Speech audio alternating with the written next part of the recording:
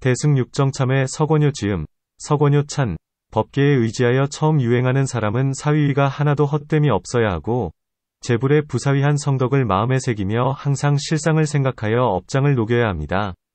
두루 육도에 윤회하는 한없는 중생을 위하여 시방의 무량재불에게 귀의하는 것이 참회의 시작입니다. 재불은 서로 다른 부처님이 아니면 또한 한 부처님도 아니십니다. 일은 일체에 즉하고 일체는 일에 즉합니다. 비록 머무심이 없으나 머물지 않으심도 없으며 행하심이 없으나 행하지 않으심도 없습니다. 하나하나의 상호와 하나하나의 모공이 끝없는 세계에 가득하여 미래제가 다하도록 장애도 없고 걸림도 없으며 차별도 사라져 중생을 교화함에 쉴 사이가 없으십니다. 그것은 왜입니까? 시반과 삼세가 한 티끌과 한 찰나이고 생사와 열반이 둘일 수도 없고 다를 수도 없으며 대비와 반야는 취할 것도 없고 버릴 것도 없으니 이는 불공법과 상응하기 때문입니다. 지금 이곳 연화장세계에는 노사나 부처님이 연화대에 앉으시어 무변의 광명을 비추시고 무량 중생을 모아 굴릴 것이 없는 대승의 법바퀴를 굴리시며 보살 대중은 허공에 가득하여 받을 것이 없는 대승의 법락을 받아 누리십니다. 지금 우리들은 이곳 하나의 실상인 진여와 참된 삼보의 허물없는 곳에 함께 있지만 보지 못하고 듣지 못하니 귀머거리 같고 장님 같아서 불성조차 없는 것 같습니다. 왜 이런 일이 일어나는 것입니까? 무명으로 인한 전도 망상으로 헛되이 바깥의 대상을 만들거나 와 나의 소유, 아소에 집착하여 온갖 업을 짓고 스스로 불성을 덮었기 때문에 보고 들을 수 없게 되었습니다. 그것은 마치 아귀가 물을 보고 불이라고 하는 것과 같다고 하겠습니다. 그래서 지금 부처님 앞에 깊이 부끄러운 마음으로 보리심을 내어 정성을 다해 참여하옵니다. 저를 비롯한 중생들은 시작도 없는 때로부터 무명의 술에 취해 지은 죄가 헤아릴 수 없이 많사옵니다. 오역과 시박을 가리지 않고 짓지 않은 죄가 없사옵니다. 스스로 지을 뿐만 아니라 타인에게도 짓게 하여 그것을 즐거워하기도 하였습니다. 이와 같은 많은 죄는 그 수를 다 말할 수 없습니다. 이미 지은 죄업에 대해서는 깊이 참회하고 짓지 않은 죄업은 다시 짓지 않겠사오니 재불현성들께서는 증명하여 주십시오. 그러나 이와 같은 모든 죄는 진실로 존재하는 것이 아닙니다. 많은 연이 화합하여 가명으로 칭한 것이 업이니 연에는 업이 없고 연을 떠나서도 업은 없습니다. 안에도 있지 않고 밖에도 있지 않으며 중간에도 있지 않습니다. 과거는 이미 사라졌고 미래는 도래하지 않았으며 현재는 머물지 않습니다. 그러므로 지은 것은 머무름이 없으며 생생함 또한 없다고 하겠습니다. 먼저 있었다면 생한다 할 수 없고 먼저 없었다면 무엇이 생했다 하겠습니까? 만일 본래 없는 것과 지금 있는 두 의미가 합한 것이 생함이라 한다면 본래 없는 시점에는 현재의 존재가 있을 수 없고 현재 존재하는 시점에는 본래 없다는 것이 있을 수 없을 것입니다. 지나간 시점과 현재의 시점이 서로 연속되지 않으며 유유와 무가 서로 합치됨이 없으니 어느 곳에 생이 있다고 하겠습니까? 합한다는 의미가 이미 사라졌으니 흩어진다는 의미 또한 성립될 수 없습니다. 합하지도 않고 흩어지지도 않으니 유도 아니고 무도 아닙니다. 무인 시점에는 아무 걸릴 것, 유대, 도 없으니 무엇을 무라 하겠으며 유인 시점에는 걸릴 것이 없는 것, 무대, 이 없으니 무엇을 유라 하겠습니까? 선후와 유무가 모두 성립될 수 없으므로 업성은 본래 무생이라는 것을 알겠습니다. 그러므로 본래부터 생이 있을 수 없는데 어느 곳에 무생이 있겠습니까? 생함이 있고 생함이 없음을 모두 얻을 수 없으니 얻을 수 없다는 말도 또한 얻을 수 없습니다. 업성이 이와 같으니 재불 또한 그러합니다. 경에서는 비유컨대 중생이 모든 업을 지음에 혹은 선하고 혹은 악하기도 하지만 안도 아니고 바깥도 아닌 것과 같다.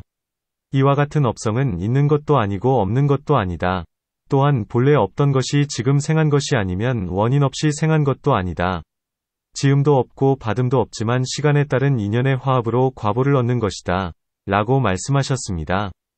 행자가 이와 같은 실상을 끊임없이 사유하여 참회한다면 허공이 불에 타지 않는 것처럼 사중오역도 어찌할 수 없을 것입니다. 만일 방이라며 부끄러워하지 않고 업의 실상을 사유하지 않는다면 환으로 만든 호랑이가 환술사를 삼키듯 죄성이 비록 없다 하나 지옥에 떨어질 것입니다. 그러므로 시방의 부처님 앞에 부끄러운 마음을 내고 깊이 참회하옵니다. 이와 같이 참회할 때는 참회한다는 마음으로 참회하지 말고 참회의 실상만을 사유해야 할 것입니다. 참회할 죄의 존재가 있는 것이 아니니 어떻게 참회할 주체가 있겠으며 참회할 주체나 참회할 대상도 있을 수 없으니 어디에 그러한 참회의 법이 있겠습니까? 모든 업장을 이와 같이 참회하고 나서 다시 육정의 방일함을 참회하옵니다. 저와 중생들은 시작이 없는 때로부터 모든 존재는 본래 생함이 없다 라는 것을 알지 못하고 전도된 망상으로 나와 나의 소유라고 생각하여 왔습니다. 안으로 육정을 세워 그것에 의지하여 식을 생하고 밖으로는 육진을 만들어 실제로 있는 것이라 집착하였습니다. 이것은 모두 자신의 마음이 짓는 것으로 환과 같고 꿈과 같아서 영원히 소유가 없다는 것을 알지 못한 때문입니다. 여기에 남자니 여자니 하는 형상을 구분하여 번뇌를 일으키고 스스로 속박하여 오래도록 고해에 침몰하지만 벗어날 길을 구하지 않았습니다. 정려할 때에도 참으로 괴이합니다. 마치 잠을 잘 때 잠의 번뇌가 마음을 덮어 꿈속에서 거짓으로 자신의 몸이 큰 물에 떠내려가는 것을 보는 것과 같다고 하겠습니다. 이것이 꿈속에서 일어나는 일이라는 것을 알지 못하고 실제로 물에 빠졌다고 생각하여 두려움에 떱니다. 꿈을 깨지 않은 채 다시 다른 꿈을 꾸면서 내가 보는 것은 꿈이지 실제가 아니다 라고 말합니다. 이 사람은 심성이 총명하여 꿈 가운데서도 꿈이라는 것을 알아 물에 빠진 것을 두려워하지 않습니다. 그러나 아직도 자신의 몸이 침대 위에 누워 있다는 것은 알지 못하고 머리를 움직이고 손을 흔들어 잠에서 깨어나려고 합니다. 완전히 잠에서 깨어났을 때 앞에서 꾸었던 꿈을 생각해보면 큰 물과 떠내려가던 몸이 실제가 아님을 알게 되고 본래 조용히 침대 위에 누워있는 자신을 보게 됩니다. 인생의 긴 꿈도 이와 같습니다. 무명이 마음을 덮어 헛되이 육도를 만들어 8가지 괴로움의 바다에 유전하게 되었습니다. 안으로는 모든 부처님의 부사위한 훈습에 힘입고 밖으로는 재불의 대비원력에 의지한다면 신의 성취에 가까워질 것입니다. 저를 비롯한 중생은 길고 긴 잠에 빠져들어 헛되이 실제라고 생각하고 그릇되게 육진과 남녀라는 차별에 끌리게 되었습니다. 이것은 모두 나라는 헛된 꿈으로 연구히 실다운 것이 아닙니다. 무엇을 기뻐하고 즐거워하며 무엇을 탐하고 성낼 것이 있겠습니까? 이와 같은 몸관을 끊임없이 사유하면 점점 여몽산매를 닦아 얻게 됩니다. 다시 이 산매로 무생인을 얻어 마침내 긴 잠에서 화련히 깨어나면 본래부터 유전이란 없고 다만 그것은 일심의 작용일 뿐 한결같이 침대 위에 누워있다는 것을 알게 됩니다. 만일 이와 같이 긴 꿈에서 벗어나 쉬지 않고 부지런히 사유한다면 비록 육진을 연하더라도 그것을 참된 것으로 삼지 않고 번뇌를 부끄러워하여 스스로 방일할 수 없을 것입니다. 그래서 이것을 대승육정참회라 하겠습니다.